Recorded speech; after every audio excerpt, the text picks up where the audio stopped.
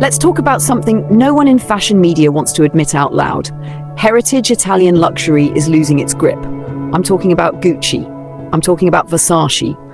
Two of the most powerful legacy brands in the history of fashion, both of them now quietly watching as newer, quieter, more restrained labels steal their seats at the table of the world's wealthiest. And it's not just a trend, it's a shift in cultural psychology.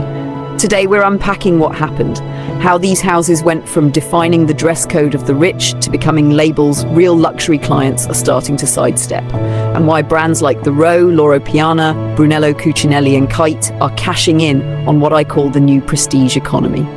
This is GTWJ, where fashion thinks deeper. Follow us on Instagram at GTWJMag for more of these unfiltered, intelligent conversations about what luxury really means today.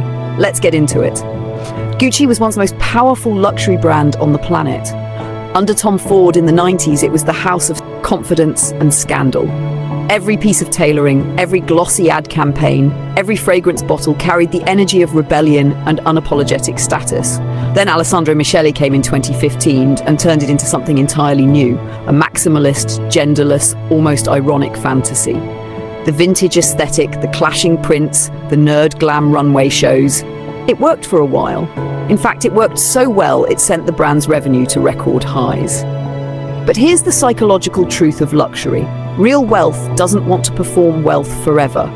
When something becomes too visible, too trend-based, too mass market, it stops feeling like luxury. That's exactly what happened with Gucci. When every influencer, celebrity stylist, TikTok fashion kid, and fake handbag vendor on Canal Street was pushing double G belts, it stopped being a symbol for the ultra-rich. Gucci's problem wasn't bad design, it was overexposure. In 2023, Michele exited. Sabato De Sarno took over, steering Gucci toward a new era of quiet sensuality. Cleaner silhouettes, classic tailoring, and a stripped-back palette. The Fall/Winter 2024 collection was an attempt to lure back the discreetly rich. But the problem is deeper than aesthetics. Gucci's identity crisis is about cultural capital. They chased virality for so long, they forgot to protect the one thing luxury can't buy back: exclusivity. Versace is a different but equally revealing story. Once the house of Mediterranean glamour, unapologetic sex appeal, and hyper-wealthy excess, Versace under Donatella has had moments of brilliance. Think the iconic 2018 supermodel reunion or the instantly viral J.Lo jungle dress reboot. But over the last 5 years, Versace's collections have felt increasingly trapped in their own archive. Metallics, Medusa heads, bondage straps, plunging necklines. The house has become so married to its early 2000s DNA that it's struggled to evolve. And here's where fashion psychology comes in. Wealth today is about restraint. It's about coded luxury. The ultra-rich no longer want to look like a billboard for money. They want to look like the person you can't quite place, but you know has everything. Versace's aesthetic, which was built for a different era of performative wealth, now feels out of sync with the world's richest clients.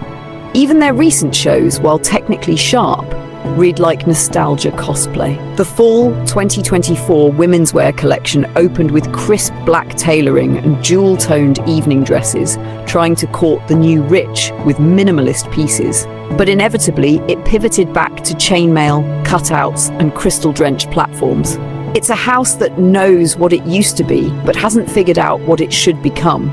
Meanwhile, the labels quietly taking over the wallets and wardrobes of the 1% are doing something entirely different.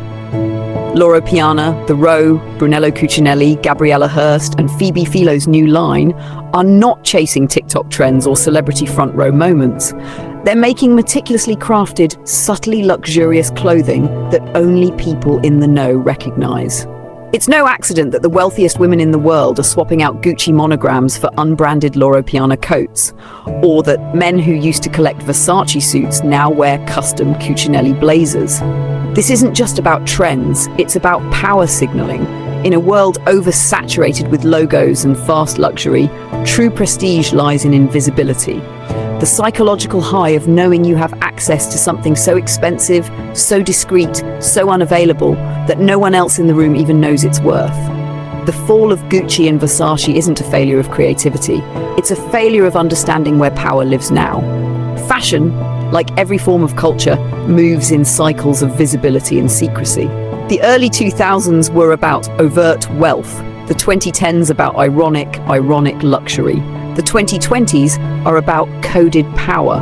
And this matters because fashion doesn't just reflect wealth, it shapes it. The brands dominating luxury today aren't just selling clothes, they're selling membership to a secret society of those who get it. Gucci and Versace can still have cultural moments, but unless they recalibrate their psychological value position, moving from performative to personal, they risk becoming the designer version of an open secret, known to everyone, desired by none. So next time you see a runway full of barely there slip dresses and monogrammed bags, ask yourself, is this luxury or is it nostalgia? And look at what the richest women in the room are actually wearing. It's not a double G belt. It's a $16,000 cashmere overcoat from a label you've never heard spoken out loud. That's where prestige lives now. Make sure you're following us on Instagram, JMag, for daily deep dives into the unspoken truths of the fashion world. And I'll see you in the next video, GTWJ, where fashion thinks deeper.